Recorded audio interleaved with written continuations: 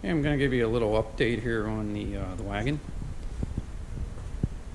Got the fender ledge in, got that part in. I rebuilt this front piece, and you got to remember when you do these things that there's supports for your hinges back in there. You got to make sure you get them all attached back in. This car, the other side didn't need the complete floor pan. This side, it was solid in towards the tunnel with no problem, but the outer here was pretty bad. And surprising, usually these outriggers are usually toast. These are solid, but the floor was pretty bad there.